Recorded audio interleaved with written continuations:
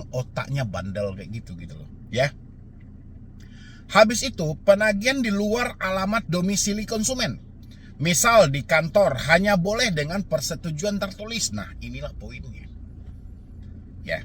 Kalau mereka melakukan penagihan sampai ke perusahaan Anda, tidak ada persetujuan dari Anda karena itu di luar dari alamat domisili, videokan debt collectornya, catat nama aplikasi. Mereka menagih di hari libur, apakah mereka sudah konfirmasi? Belum. Kita tahu di dalam POJK tersebut ini dilarang. Tapi teman-teman semuanya, jangan dijadikan ini sebagai aji mumpung. Kenapa?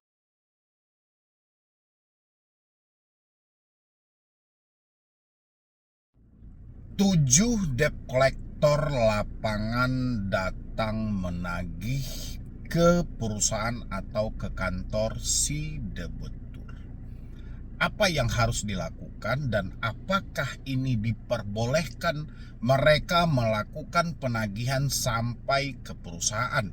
Apalagi sempat bercerita dengan beberapa orang yang ada di kantor sampai terjadi keributan ya atau perang mulut antara si debitur dengan si penagih hutang. Nah, buat teman-teman semuanya yang mengalami telat bayar di pinjol ya, kalau misalnya hal ini terjadi pada diri Anda, ada cara-cara untuk mencegahnya dan ada cara-cara yang harus Anda pahami sebelum hal-hal seperti ini menghantui Anda atau terjadi pada diri Anda juga. Ya, yang belum terjadi juga boleh disimain hal ini sampai habis biar kita kupas.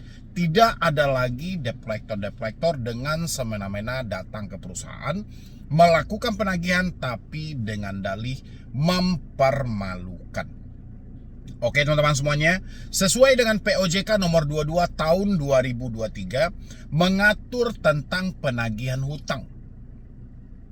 Yang mana di sini mereka diatur lebih ketat lagi, mewajibkan penyelenggara jasa keuangan PUJK, pelaku usaha jasa keuangan yang sering teman-teman kenal dengan pinjaman online atau lain sebagainya ya, menagih sesuai norma dan hukum, hanya boleh Senin sampai dengan Sabtu jam 8 pagi sampai 8 malam kecuali ada persetujuan.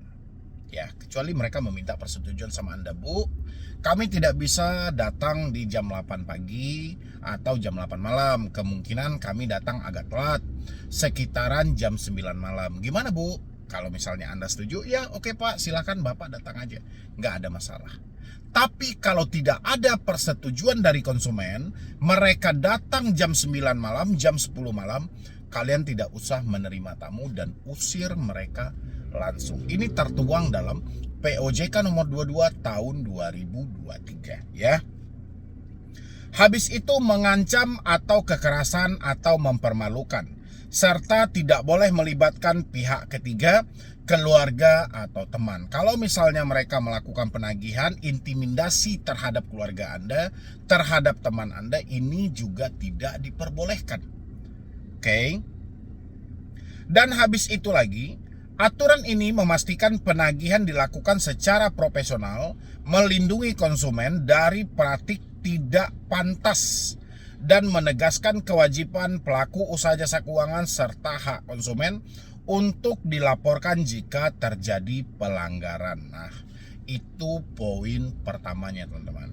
Jadi kalau masih ada misalnya debt collector yang melakukan penagihan sampai ke perusahaan Anda harus pahami hal ini dulu.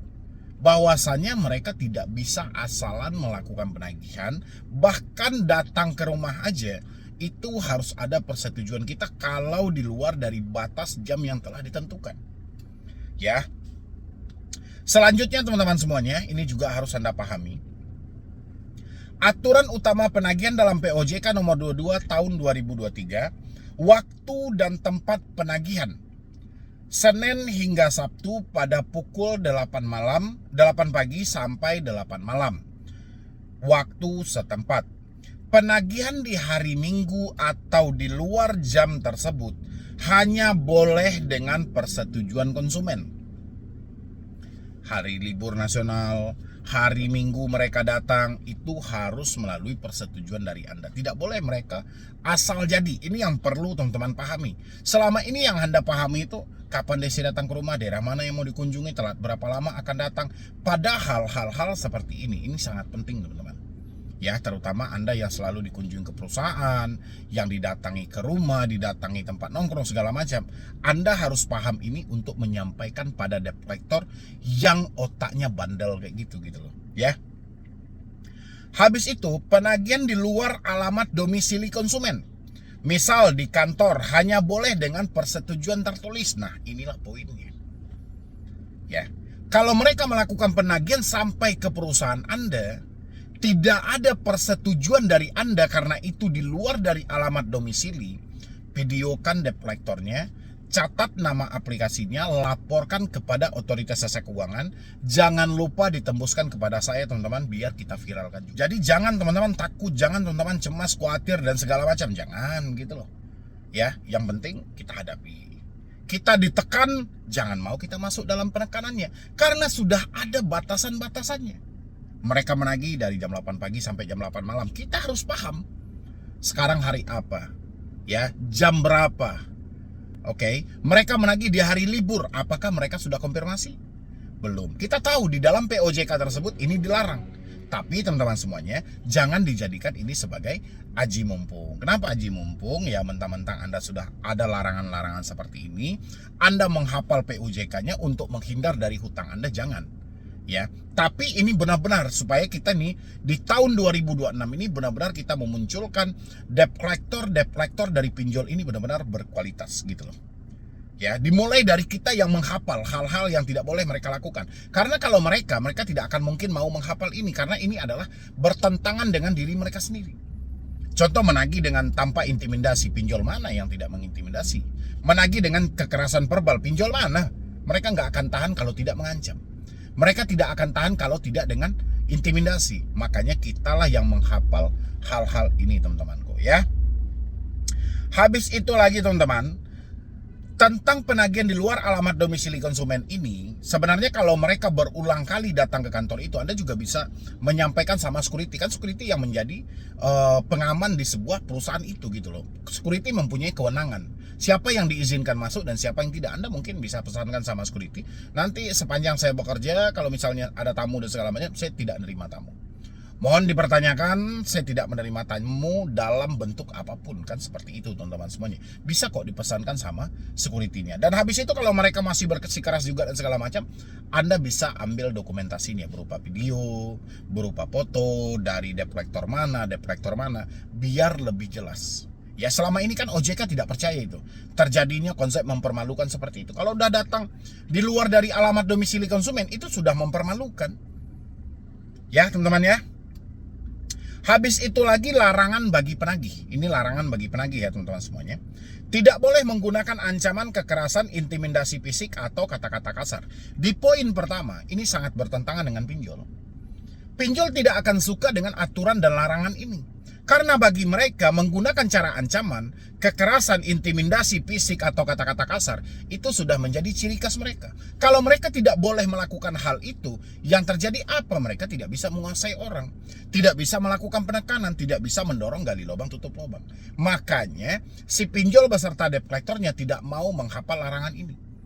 Karena mereka tahu larangan itu adalah kelemahan bagi mereka.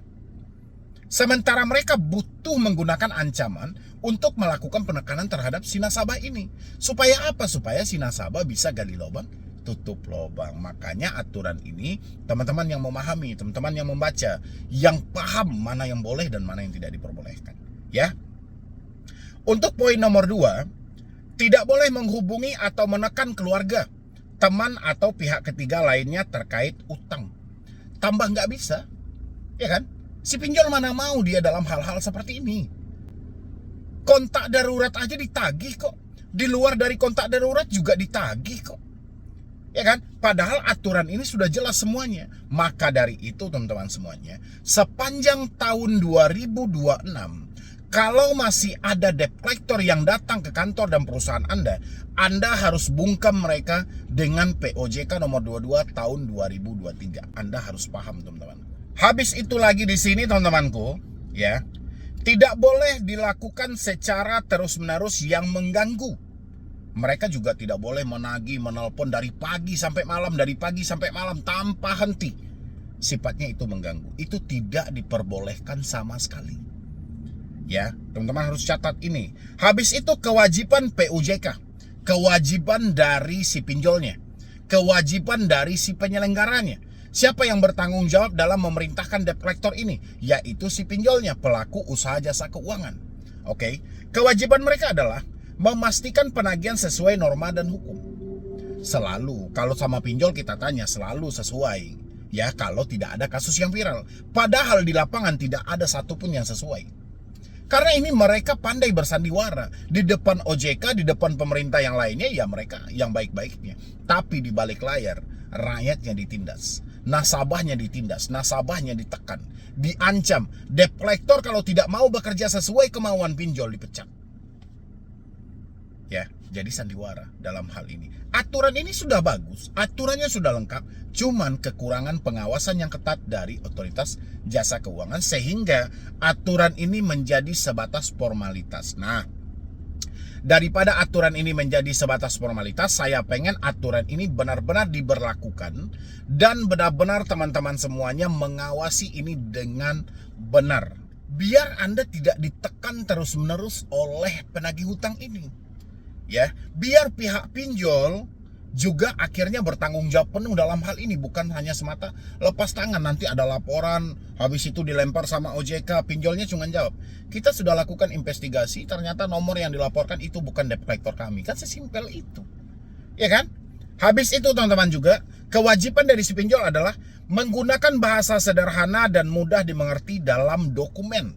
Tidak boleh berbelit-belit dia.